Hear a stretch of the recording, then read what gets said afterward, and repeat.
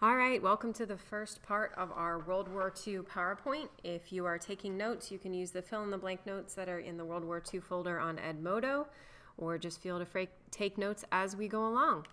So World War II, going to be a little bit different from World War I. Obviously, a lot more people are involved, a lot more countries involved, and a lot more lives are going to be lost. We're going to talk about, first of all, the failure of the Treaty of Versailles, and our next particular PowerPoint will actually focus on the war itself. So let's talk about what leads up into World War II.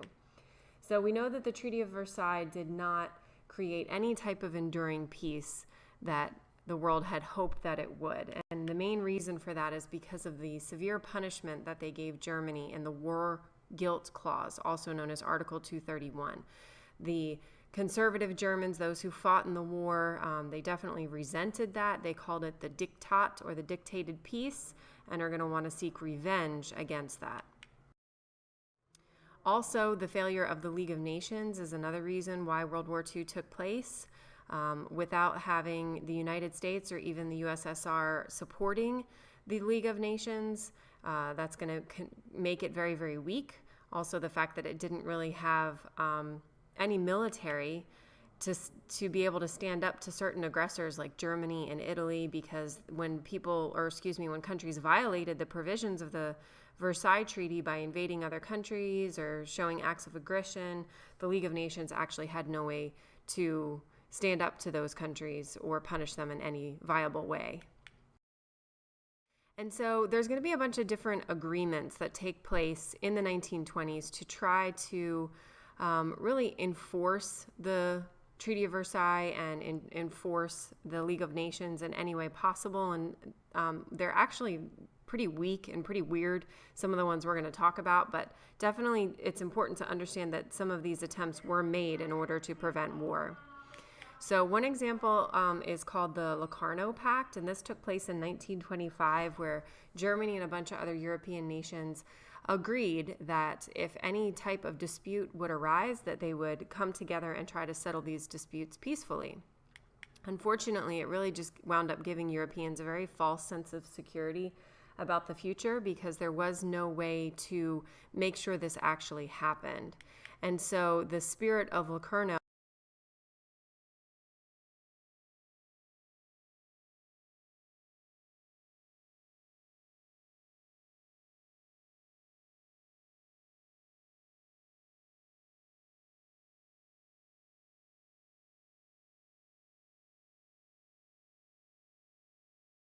pact that took place was called the Kellogg-Briand Pact, that was signed in 1928 by 62 different nations.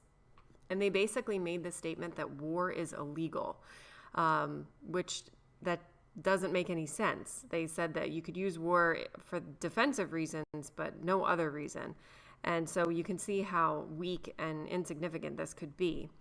They too didn't have any way to enforce any of its provisions, and Hitler later said that his military ventures were for defensive purposes, basically violating or trying to go in line with the Kellogg-Briand Pact, but of course we know it was very offensive, not defensive. And then if we add into the mix all of the different paper agreements that were taking place during this time period, the Great Depression, this is what's going to lead to rise of a new type of ism known as fascism, which we've already defined, specifically in Japan and also in Germany. And it started with Japan invading Manchuria in 1931. And this is kind of the first test of the League of Nations to see how they would react. They condemned it, and in fact, they actually tried to impose some sanctions and fines on Japan. And the way that Japan reacted was simply by ignoring the League of Nations and withdrawing from the League of Nations. And then later, Hitler too withdrew from the League in 1933. There was no way to forcefully keep a country involved. And then he secretly started to begin the rearmament of Germany, which is in direct violation of the Treaty of Versailles. In 1933, London also held an economic conference to try to achieve international cooperation in order to kind of turn around or fix everything that was happening because of the Great Depression. But the United States actually undermined this treaty, and the failure of this conference was exactly the signal that Hitler needed, that democracies like the United States and Great Britain didn't really have any organization or the will to address international crises. So it just shows that London tried to fix the Great Depression, but nobody really supported them. So Hitler knew that he definitely had a chance in taking over the world. Ultimately, that was his goal. The foundation of the Treaty of Versailles is going to be when Italy invades Ethiopia. They decided that they wanted to expand imperial powers. Again, we know that they had already lost to Ethiopia once. And in this case, in 1935, they actually were able to gain revenge despite their earlier defeat. 500,000 Ethiopians died, only 5,000 Italians died in this invasion. Again, the League of Nations tried to react by imposing sanctions, but it really wasn't very successful. And there was absolutely no attempt to try to prevent Italy's navy from using the Suez Canal on its way toward Ethiopia. The British did not stop them. So again, just shows you the lack of involvement in international affairs by any of the Allied countries or even by those belonging to the League of Nations. Nothing was done. And so it shows that Britain and France, they were not willing to really take any type of revenge or press Italy, because they needed Italy's help, hopefully they thought in the future, by keeping Hitler in check. Because remember, Italy at once was an Allied power. Britain definitely, in particular, sought to try to appease Italy. That we'll talk about that method of appeasement a little bit later. So what they basically did, they just placed an embargo on the sale of British weapons in Italy, and that's about it. And then finally, in 1936, the League of Nations wound up lifting its sanctions on Italy. So again, it's just a basic slap on the wrist, and it shows you that the League of Nations has no leg to stand on whatsoever. Hitler then was further encouraged by all of these things that the international community lacked the will to enforce peace. This picture here shows you the artillery that the Italians used in Ethiopia, and once Hitler saw that the League of Nations did absolutely nothing about this and also absolutely nothing about the Japanese invasion of Ethiopia or Manchuria, then he knew that he could just keep on going, which is ultimately what he was planning on doing. And something interesting happened, something we definitely need to talk about, and that is the Spanish Civil War. And this is important because it helps us understand what gave rise to yet another fascist leader known as Francisco Franco. And so the Spanish Civil War was between the fascists and the Democrats of Spain. And so the fascists obviously were trying to completely kick out all remnants of a democracy out of Spain. And Francisco Franco was trying to restore the power of the Catholic Church in Spain and also destroy any type of either socialism or communism. And so, as I mentioned, the war was between the fascists and the Republican loyalists. So Mussolini and Hitler, obviously, because they too are fascist, are going to do everything in their power to support Franco. And they actually used this particular conflict, the Spanish Civil War, as a way for them to kind of test out their growing militaries. So in order to assist Franco, Italy sent 100,000 soldiers. And as a result, the Italian army was actually able to gain a lot of experience in warfare and putting down the Republican army in Spain. Germany, too, also was able to practice by using their new state-of-the-art air force known as the Luftwaffe. And so they bombed Republican-held cities. They basically said, hey, Franco, we helped you out. What can we do? What can you give us in return? And Franco said, well, there's these cities that I'm worried about, so why don't you go ahead and bomb them? And so one in particular was the city of Guernica. And we have looked at this painting before, but I wanted to show you again that this represents the bombing of Guernica, which was a Republican-held city in Spain, and this is Pablo Picasso's rendition of the bombing of that city by the German Air Force.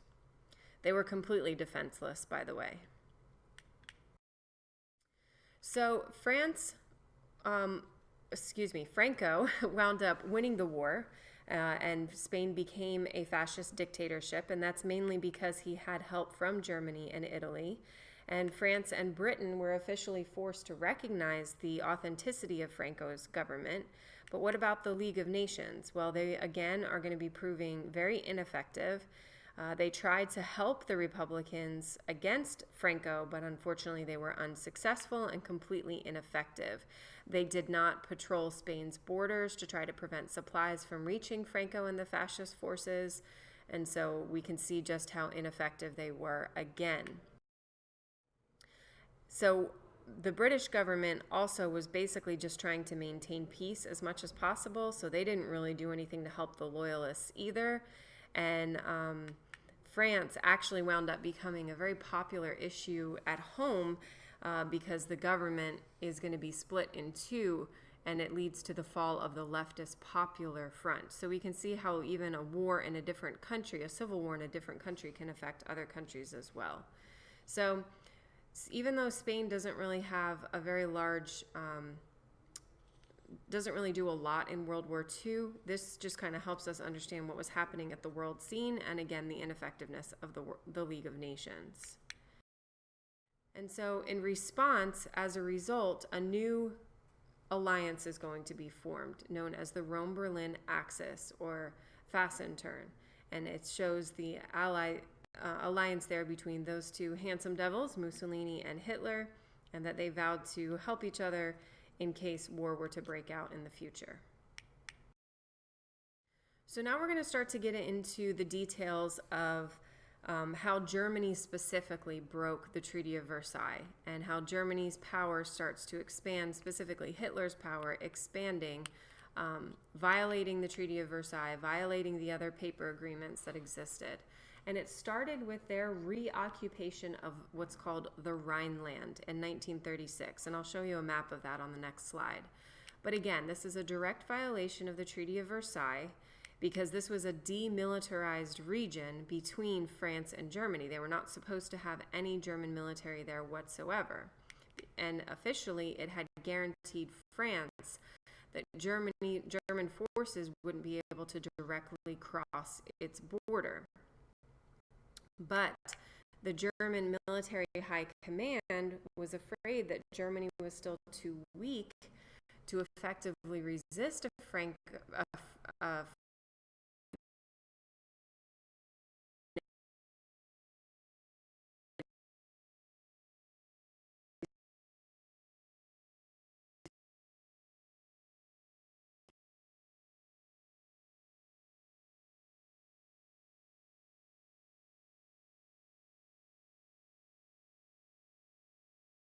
proven that. The fact that the League of Nations was futile in any crisis that happened before convinced Hitler that France and Britain would do nothing, and he was absolutely right. So you can see the area highlighted there in yellow. That's the Rhineland, and so that's step one of Hitler's takeover in him violating the Treaty of Versailles. So we know that France at this point was unwilling to do anything to enforce the treaty unless it had the backing of British aid. And so this really helps us start to see a little bit of a turning point in the balance of power. We know that France was more powerful than Germany. It definitely would have been able to defeat and remove Hitler at that time, but they didn't. They just sat back and waited and didn't do anything about it. And so this is known as pacifism. And the pacifism that took place in Britain really made the government very reluctant to risk another world war. Nobody wanted to fight if they didn't have to. And so by the mid-1930s, many believed that Germany had been unfairly punished by the Treaty of Versailles. So they almost kind of felt sorry for them, and they weren't willing to do anything to back up upholding that treaty. So for the first time since World War I, Germany had troops close to the France and German border, and this, as a result, posed to France's security, but nobody did anything about it. Then, in 1937, Japan invaded China, and the League of Nations completely didn't do anything as they watched Japan go into China and did what is called, unfortunately, a very sad name, but the Rape of Nanking. And it's called that for a reason, because the Japanese, as they invaded China, That's exactly what they did. They went from town to town, raping women and children, removing the heads of soldiers, massacring victims, no matter what their age or gender. It didn't have to be just soldiers that they killed. The Japanese were ruthless. We talk a lot about what Hitler and what Stalin did, but the Japanese were just as bad.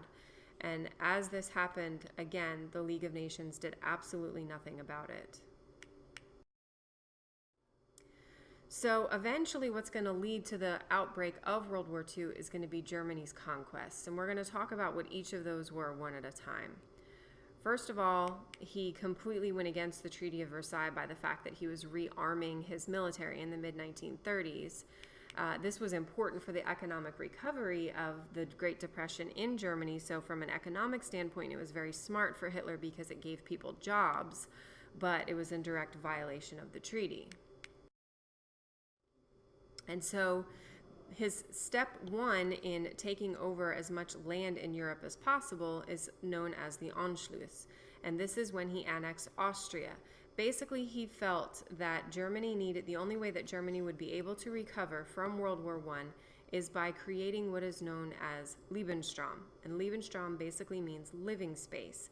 And he felt that any land that belonged to Germany before World War I needed to be returned to it, as well as growing his empire. And so because Hitler basically threatened military action in Austria if they didn't comply, the Austrian chancellor ultimately just resigned.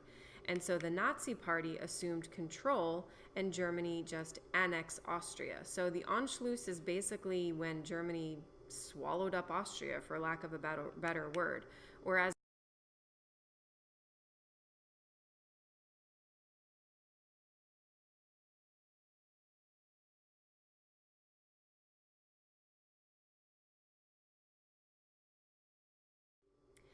at this particular time, the Prime Minister of Britain was Neville Chamberlain, and he was invited to join in an alliance with France and Russia, but he completely rejected that alliance because he felt that this would be too aggressive and it might destroy any future attempts to try to negotiate peace with Hitler. In other words, he was learning lessons from World War I and thought by forming alliances, you're actually creating enemies. And he had hopes of negotiating with Hitler and preventing him from moving forward. I guess he didn't know Hitler very well. And so as a result, the international community did absolutely nothing in response. So you're going to see this kind of a repetitive process here that nobody's really doing anything, especially as Hitler continues to grow without even firing a single shot. Step number 3 in Hitler's takeover process is going to be Czechoslovakia. There's an area that you will see on the next slide known as the Sudetenland. And this was a big chunk of Germany that was taken out of Germany after World War I and created the new country of Czechoslovakia. Remember, Czechoslovakia was the only democratic nation at this particular time. And so Hitler demanded that this German-speaking western half of Czechoslovakia be given back to Germany, or he would declare war. Of course, Czechoslovakia refused. It actually had very well-defended borders. It also had France as an ally, and they had a very large army, one that was in fact larger than Hitler's army at the time. So everyone watched idly by as they thought another world war was now imminent because of Hitler's threats for Czechoslovakia. Is the map I was referring to, and so it's that area in the dark purple that ultimately he was wanting because he believed that that was rightfully part of Germany, and since mostly Germans lived there, it would only make sense that it would be part of Germany again. To prevent war, in 1938, Chamberlain and Hitler are going to meet together at the Munich Conference. And the Munich Conference was basically created to try to address the issue of the Sudetenland in Czechoslovakia. And it was attended by Hitler, Chamberlain, the representative from France, and a representative from Italy, which was Mussolini. However, notice who's not there. If the conference is over Czechoslovakia, shouldn't they be invited as well? but they were not invited, and Russia was not invited either. Munich Conference, Chamberlain adopted, this is the word that I had used earlier in the lecture, a policy known as appeasement. And the definition of appeasement, this is one of your vocab words, so you definitely need to know it. It's making concessions to an aggressor in order to achieve peace. But have you ever heard the expression, you give someone an inch, they're going to take a mile? And so there's going to be a lot of people that don't necessarily agree with this policy of appeasement. And so the pacifist sentiment that we talked about before in Britain and France was very strong. In other words, they wanted peace. They did not want to go to World War II. So the solution was just have Czechoslovakia give away the Sudetenland if Hitler promises not to go to war. And Germany had to guarantee that the rest of Czechoslovakia would be independent. Well, Hitler promised in writing that he would not make any more territorial demands of Europe. And he also said that if Czechoslovakia refused to give him the Sudetenland, then it would receive no military support from Britain or France. And so this way, everyone thought everyone would be happy because they would be preventing war from happening. But again, keep in mind, Czechoslovakia did not have a say in this because they were not invited to the Munich Conference. Chamberlain, here's a very famous photograph of them shaking hands. He believed that, I'm going to take Hitler at his word. He's an honest man. Germany's not going to make any territorial demands. And he actually went. And he was claimed a hero because he had said, I have met with Hitler and we have achieved peace in our time. Famous last words. I will tell you that Winston Churchill thought this was absolutely ridiculous, and he knew that this was, in fact, actually making matters worse. It was like giving a wild dog a scrap of meat, and all he would want would be the rest, basically. Here is a political cartoon representing that. This is actually a Russian political cartoon, and the wolf on the right, of course, is supposed to represent Germany, and we see the British there giving him a piece of Czechoslovakia. And so we can see in March 1939, after Germany had received the Sudetenland, they, of course, ignored what they had agreed with the Munich Conference, and they marched into Czechoslovakia in 1939, and they went ahead and just took over the rest of the country. So he double-crossed Chamberlain, big shock there, and Czechoslovakia was waiting for France and Britain to come to their aid, but when they didn't come, they just kind of put their hands up and said, oh well. They didn't resist the invasion. And so in less than a year, we can see Hitler has now taken both Austria and Czechoslovakia without firing a single shot. And his generals were very nervous at his gutsy moves for wanting to do this, but he was right because Britain and France did absolutely nothing. And so here's a photograph as he's riding through the streets of Czechoslovakia in 1939, which is now his country, basically. And so, as you can see, here's the sequence of events following the Munich Agreement. They occupy the Sudetenland in October, and then Poland annexes an area called Zaolzie, where it had a lot of Polish plurality. You can see that little section there by the number 2, when actually many of Czechoslovakia and Poland had eventually fought over that. Then Hungary occupies different areas, and then in March 1939, Hungary annexes the Carpathian Ruthenia, and then the remaining territories become German satellite protectorates. And then finally, the remainder of Czechoslovakia becomes Slovakia, which is basically a satellite country of Germany. So Germany wasn't the only one who got a piece of the Czechoslovakian pie, but you can see. So when did World War I start? Well, it officially began when Germany invaded Poland, and this took place only 1 week after taking over Czechoslovakia. And the reason for that is because Hitler wanted the Baltic port city of Danzig, which is right along the Polish corridor. And this is what had officially separated East Prussia from Germany. Remember, Germany was separated, and he wanted that to be united again. And so just as he had done with the Sudetenland, Hitler used the fact that there was very poor treatment of Germans in Poland as a pretext for his demands, basically justifying his actions. There's a map of the area that he wanted to reclaim for Germany. So at this point, Chamberlain, learning his lesson, he did basically say to Hitler that if you attack Poland, then Britain would come to Poland's aid in order to protect it. And so at this point, Hitler is trying to avoid a two-front war, which is exactly what happened in World War I as well, because he was afraid of France on his west and also Russia in the east, and decided to create another alliance. And this is known as the Nazi-Soviet Non-Aggression Pact. And this was signed in August of 1939, where Hitler went ahead and met with Stalin, and he basically assured him that he wanted to make sure that Russia would not attack Germany if Germany invaded Poland.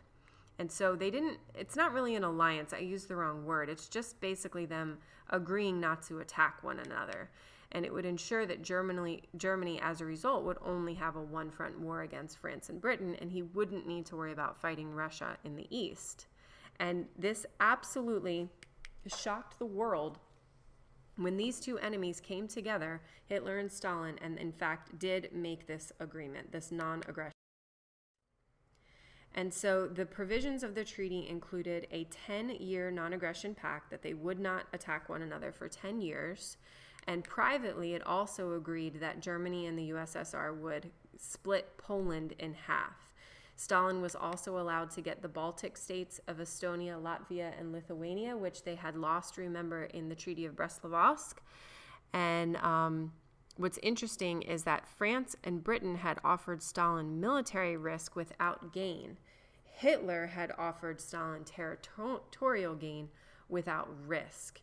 And so obviously this was much more appealing to Stalin than what France and Britain had offered.